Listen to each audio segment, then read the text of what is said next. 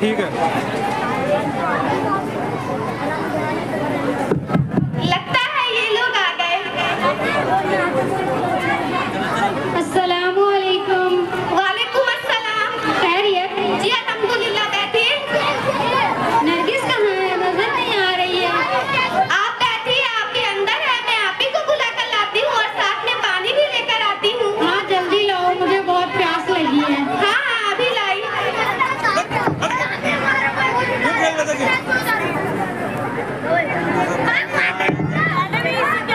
अस्सलामु अलैकुम। वालेकुम अस्सलाम। खैरियत? अल्हम्दुलिल्लाह।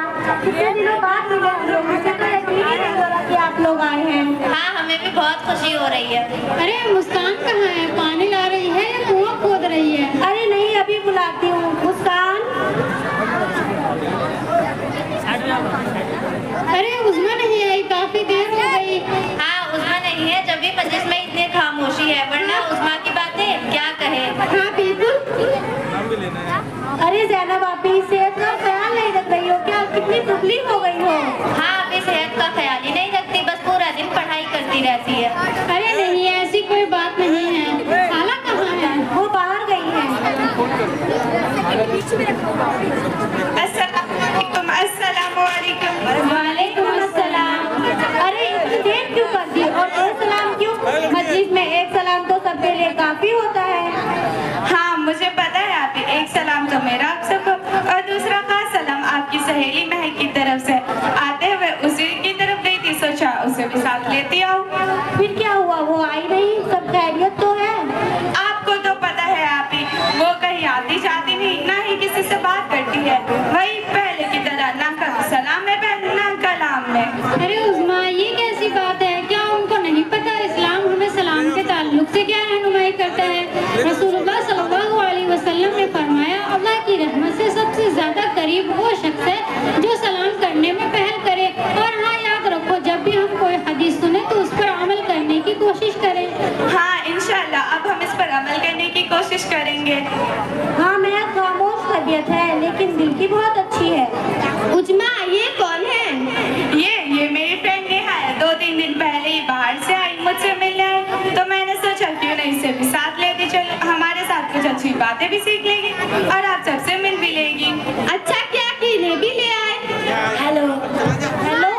ये हेलो क्या होता है? सलामु अलैकुम कहो। वो क्यों? क्योंकि हमारे नबी सल्लल्लाहु अलैहि वसल्लम ने फरमाया, जब भी किसी मुसलमान भाई या बहन से मुलाकात करो तो सबसे पहले अस्सलामु अलैकुम कहो, क्योंकि ये हमारे इस्लाम में है। अच्छा हुआ कि आपने मुझे बताया। नेहा, क्या तुम बुर्का नहीं पहनती हो? नहीं मैं बुर्का नहीं पहनती, हमारे वहाँ सब ऐसे ही आते जाते हैं। क्या हमारे इस्लाम में तो ऐसा बिल्कुल भी नहीं है। इस्लाम में तो पर्दा है, इसलिए हमें पर्दे से निकलना चाहिए। हमें कहीं भी आना जाना हो तो हम पर्दा करके निकले और पर्दे से बाहर जाएं। वो क्यों, आप ही पर्दा जरूरी है क्या? हाँ पर्दा हमारे लिए बहुत जरूरी है, क्योंकि एक हदीस में आता है, हजरत आयशा रज़ियल्लाहु अन्हा फरमाती है, अस्मा बिन्त अबी बकर रज़ियल्लाहु अन्हा नबी करीम सल्लल्लाहु अलैहि वसल्लम के पास गई, जबकि वो बारीक कपड़े पहने हुई थी। नबी करीम सल्लल्लाहु अलैहि वसल्लम ने उनसे रुख फेर लिया और फरमाया, ए अस्मा, जब औरत बालिग हो जाए तो उसके जिस्म का कोई हिस्सा जाहिर ना हो सिवाय उसके चेहरे और हाथ के। नेहा, ज़ैनब आप भी बिल्कुल सही कह रही है, पर्दा हमें जरूर करना चाहिए। इसका मकसद खुद की इज्जत और तहजीब को समझना है। हाँ भी आपने बिल्कुल सही कहा। इस्लाम के मुताबिक सिर्फ ईमान रखना ही नहीं बल्कि अच्छा अमल करना भी बहुत जरूरी है। आप ही, आपका बहुत बहुत शुक्रिया कि आपने मुझे बताया कि पर्दा हमारे लिए कितना ज़रूरी है। अब से मैं कहीं भी आऊँगी जाऊँगी तो पर्दे से आऊँगी। नेहा, तुमने तो कहा कि तुम बुर्का पहनती ही नहीं हो, फिर तुम्हारा हिजाब किसने बांधा? अरे ये तो उस्मा ने बांधा है। उसने कहा कि वहाँ सब पर्दे में होंगे और तुम ऐसे ही जाओगी तो मेरी बेइज्जती हो जाएगी, इसलिए मैंने बनवा लिया। नेहा, तुम नमाज पढ़ती हो? नहीं मैं नमाज नहीं पढ़ती हूँ, हमारे यहाँ कोई भी नमाज नहीं पढ़ता है, क्योंकि नमाज पढ़ने का टाइम नहीं मिल पाता है। अरे नेहा, तो टाइम निकालो ना नमाज का। नमाज बहुत जरूरी है, हमें खुद भी नमाज पढ़ना चाहिए और अपने घर वालों को भी इसकी ताकीद करनी चाहिए। हाँ वही तो आपकी, नमाज हमें जरूर पढ़ना चाहिए। नमाज सिर्फ इबादत नहीं बल्कि अल्लाह से राब्ता बनाने का भी जरिया है। हाँ आपने बिल्कुल सही कहा। हाँ बिल्कुल, नमाज हमारे लिए बहुत जरूरी है, क्योंकि हमारे नबी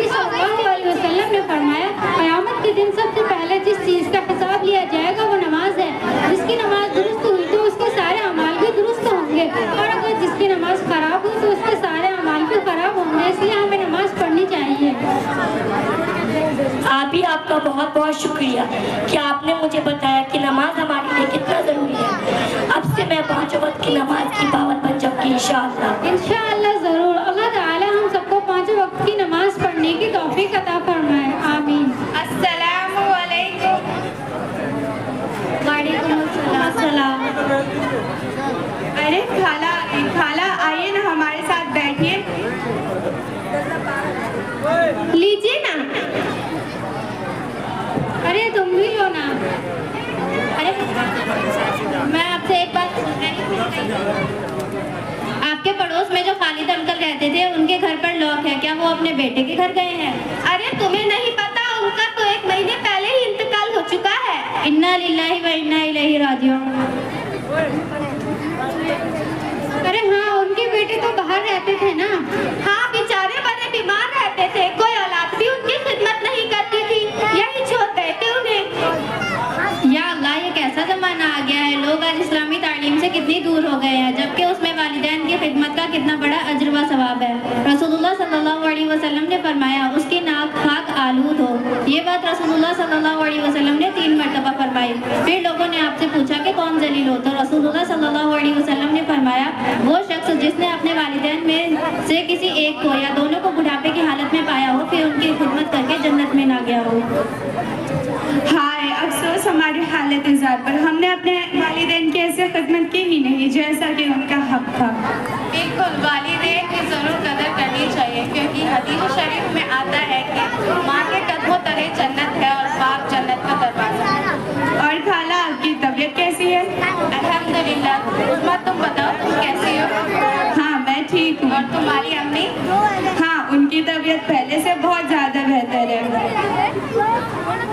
ज़ैनब आपी, सादिया, घर में सब कैसे हैं? अल्हम्दुलिल्लाह, सब खैरियत से हैं। और वो जो है ना मेरी कज़न अलीशा, वो तुम्हें बहुत याद करती रहती है। हाँ, मैं भी आऊँगी मिलने इंशाअल्लाह। इंशाअल्लाह। और उस्मा, तुम्हारे घर में सब कैसा चल रहा है? अल्हम्दुलिल्लाह, सब खैरियत से है। और तुम्हारे रिश्तेदार वगैरह? हाँ, सब ठीक है, लेकिन हमारे कुछ रिश्तेदार ऐसे भी है जो हमारा कभी खैरियत भी नहीं लेते, तो मैंने सोच लिया मैं उनसे ताल्लुक कर लूँगी। अरे ये कितनी गलत बात है। क्या तुम्हें इस हदीस का भी इल्म नहीं है कि एक मर्तबा एक आदमी ने हुजूर सल्लल्लाहु अलैहि वसल्लम से कहा, या रसूल अल्लाह, मेरे कुछ रिश्तेदार हैं जिनके हुकूक मैं अदा करता हूँ, लेकिन वो मेरे हुकूक अदा नहीं करते। मैं उनके साथ सलूक करता हूँ और वो मेरे साथ बदसलूकी करते हैं। मैं उनके साथ बुद्दुबारी से पेश आता हूँ और वो मेरे साथ जिहालत बरतते हैं। तो आप सल्लल्लाहु अलैहि वसल्लम ने फरमाया, अगर तू ऐसा ही है जैसा कह रहा है, तो गोया कि तू उन पर स्याही फेर रहा है और अल्लाह ताला उनके मुकाबले तेरा हमेशा का मददगार रहेगा, जब तक कि तू इसी हालत पर कायम रहेगा। हाँ, मैं उनसे सलाम कलाम तो कर लूँगी, लेकिन उनकी मदद कभी नहीं करूँगी। अरे उजमा, क्या तुम नहीं चाहती कि तुम्हें दुगना अजर मिले? दुगना अजर? वो कैसे? आप सल्लल्लाहु अलैहि वसल्लम ने फरमाया, गरीब को दिया जाने वाला सदका सदका है, लेकिन जब वो रिश्तेदार को दिया जाए तो उसमें 2 चीजें शामिल हो जाती है, एक सदका करना और दूसरा रिश्तेदारी निभाने का सवाब। इसी तरह रिश्तेदार की मदद करना, उनको सदका करना दुगने अजर का मुअज्जिब है। अच्छा हुआ आपने मुझे बता दिया, वरना मैं क्या कर गुजरती। आती, हमारे पड़ोस की चाची की तबीयत बहुत ज्यादा ही नासाज है। तुम्हें कैसे पता? अभी मैं किचन की तरफ गई थी तो बहुत आवाज आ रही थी, इसलिए मैंने फोन करके पता कर लिया और मैं सोच रही थी क्यों ना हम सब मिलकर मिलने जाएं। क्यों नहीं, हम जरूर जाएंगे। आप लोग जाइए, मैं तो उन्हें पहचानती भी नहीं। अरे उस्मा, ये कैसी बात है? कितनी बार कहा है कि इनकी तालीम हासिल किया करो, इसमें जान पहचान की क्या बात है? इसका तो बड़ा अजर व सवाब है। रसूलुल्लाह सल्लल्लाहु अलैहि वसल्लम ने फरमाया, मन आदा मरीजन लम यज़ी फी खुरफतिल जन्नह, जो कोई मरीज की इयादत करता है तो वो जन्नत के ताज़ा फलों को चुनने में मशरूफ होता है। और एक दूसरी रिवायत में है कि आप सल्लल्लाहु अलैहि वसल्लम ने फरमाया, जिसने किसी मरीज की इयादत की या किसी दीनी भाई की मुलाकात की तो एक मुनादी करने वाला उसको निदा देता है कि तू अच्छा हो गया, तेरा चलना अच्छा हो गया और तूने अपनी जगह जन्नत में बना ली है। और एक हदीस में आता है कि रसूलुल्लाह सल्लल्लाहु अलैहि वसल्लम ने फरमाया, जब कोई शख्स किसी मरीज की इयादत करने जाता है तो जब तक वो वापस आता है अल्लाह की रहमत में रहता है, बस जब वो मरीज के पास बैठ जाता है तो अल्लाह की रहमत में डूब जाता है। इसलिए हमें चाहिए कि हम मरीजों की इयादत करें। इसी तरह पड़ोसियों के भी हम पर कई हुकूक है। एक रिवायत में आता है कि जिब्राइल अलैहिस्सलाम आप सल्लल्लाहु अलैहि वसल्लम के पड़ोसियों के हुकूक के ताल्लुक से इतनी ताकीद करते थे कि आप सल्लल्लाहु अलैहि वसल्लम ये गुमान करने लगे कहीं पड़ोसियों को भी विरासत में हिस्सा देना पड़ेगा। इसलिए हमें पड़ोसियों के हुकूक अदा करने चाहिए। हाँ, मुझे भी पड़ोसियों के साथ इतने सुलूक पर एक हदीस याद आई है कि एक मर्तबा एक शख्स ने रसूलुल्लाह सल्लल्लाहु अलैहि वसल्लम से कहा, या रसूलल्लाह, एक औरत है जो अल्लाह की बहुत इबादत करती है लेकिन अपने पड़ोसियों से झगड़ती है, तो आप सल्लल्लाहु अलैहि वसल्लम ने फरमाया वो जहन्नुम में जाएगी। फिर उस शख्स ने कहा, एक और औरत है जो अल्लाह की कम इबादत करती है, सदका करती है लेकिन अपने पड़ोसियों से नहीं झगड़ती, तो आप सल्लल्लाहु अलैहि वसल्लम ने फरमाया वो जन्नत में जाएगी। इसलिए हमें भी अपने पड़ोसियों के साथ इतने सुलूक करना चाहिए। अल्हम्दुलिल्लाह, आज हमने कितनी अच्छी बातें सीखी। फिर जब मिलेंगे तभी ऐसी ही बातें सीखेंगे इंशाअल्लाह। इंशाअल्लाह। हाँ बिल्कुल, लोग तो जब मजलिस में बैठते हैं तो ज्यादातर अपना वक्त गीबतों में जाया करते हैं और अल्लाह की फजल से हमने अपना वक्त कितनी अच्छी बातों में सर्व किया है।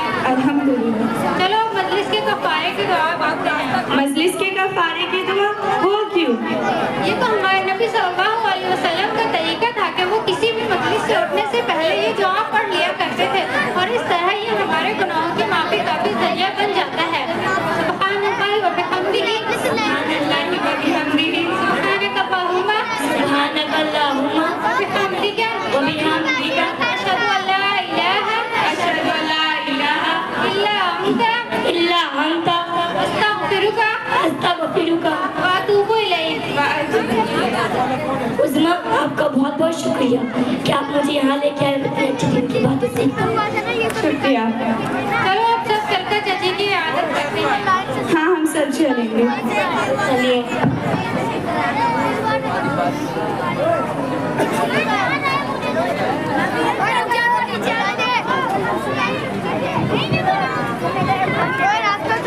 माशाअल्लाह।